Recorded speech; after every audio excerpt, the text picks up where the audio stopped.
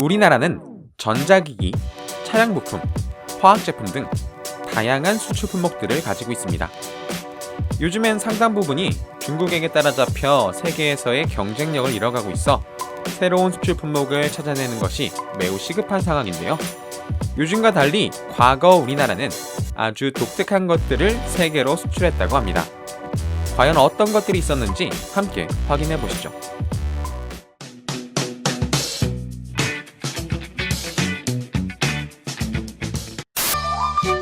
산골짜기 다람쥐, 아기 다람쥐. 어둡고 짙은 색의 청설모와 다르게 옅은 갈색의 털과 등에 줄무늬가 있는 졸기탱 다람쥐. 1960년대엔 이 다람쥐가 효자 수출 품목 중 하나였다고 합니다. 1962년 4월 4일 애완용으로 일본에 655마리를 수출한 것을 시작으로 홍콩, 프랑스, 미국, 심지어 벨기에까지 수출되는 등 한국의 다람쥐는 전 세계인들에게 많은 사랑을 받았었습니다. 당시 판매 가격은 마리당 1달러로 농촌에선 농사보다 더 짭짤한 수익을 벌 수 있어 농촌 부녀자들이 너나 할 것 없이 낚싯대와 올가미를 들고 다람쥐 사냥을 나섰다고 합니다.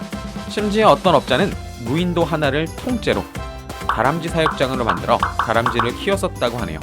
당시 국내에 400만 마리쯤 있었던 다람쥐를 한 해에 수십만 마리씩 잡아 수출하다 보니 한국에서 다람쥐가 영영 사라져버리지 않겠냐는 우려가 생겨났고 다람쥐 수출량을 한 해 10만 마리로 제한했습니다.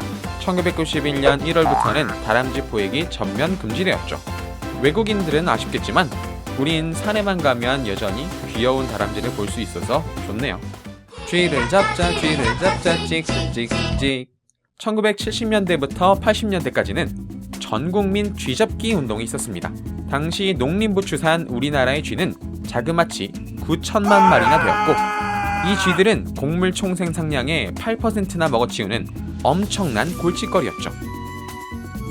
그런데 몇몇 의료 제조업자들이 이 쓸모없는 쥐를 이용해 놀라운 수출 품목을 만들었습니다. 당시 쥐가죽 제조 방법으로 특허를 낸 사업가 이준석 씨에 따르면 밍크코트 하나를 당시 가격 120만원쯤 줘야 살 수 있었지만 쥐가죽으로 만든 코트는 기껏해야 5만원 수준이며 부드러움과 윤기는 밍크 이상이었다고 합니다. 쥐가죽으로 만든 코트, 장갑, 가방, 핸들커버 등 다양한 제품이 해외로 수출되었다고 합니다. 하지만 하수구를 기어다니던 쥐가죽으로 만든 목도리나 코트 등을 여러분이 입었다고 생각해보세요. 생각만 해도 몸소리 쳐지죠? 실제로 쥐가죽으로 만든 제품들을 해외로 수출한 것은 사실이지만 이를 통해 많은 달러를 벌어들였다는 객관적 자료가 없는 것을 보니 그 인기가 오래가지는 못한 것 같네요. 1줌 다음은 2줌, 2줌 다음은 3줌, 3줌 다음은 4줌, 4줌 다음은 5줌.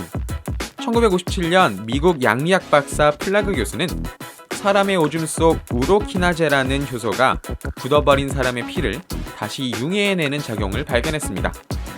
즉, 오줌이 고혈압 치료에 매우 효과적이라는 것을 알게 된 것이죠. 제약회사 녹십자는 초등학교, 터미널 화장실, 군 숙소 등에 깔때기 모양의 주둥이가 달린 플라스틱 통을 두어 하루 6,000리터 정도의 소변을 모았습니다.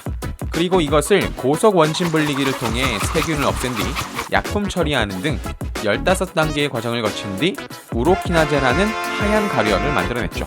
이렇게 오줌으로 만든 우로키나제는 1kg당 2,000달러가 넘는 높은 가격에 거래되며 한국의 효자 수출 품목이 되었었다고 합니다. 오줌이 사람을 살린다니 신기하네요. 12월 초부터 많은 사람들을 들뜨게 하거나 혹은 정반대인 우울 모드로 몰아가는 기념일 크리스마스. 아기 예수님이 탄생한 날을 기념하는 종교적인 날임에도 불구하고 종교가 없거나 기독교가 아닌 타종교인들도 크리스마스 분위기 자체를 즐기며 행복해하곤 합니다. 사람들은 크고 작은 크리스마스 트리를 설치하며 분위기를 내는데요. 전 세계에서 가장 크리스마스 트리다운 나무로 사랑받는 나무가 바로 한국의 구상나무라고 합니다. 1898년 조선에 들어와 선교 활동을 벌였던 프랑스 신부 타케.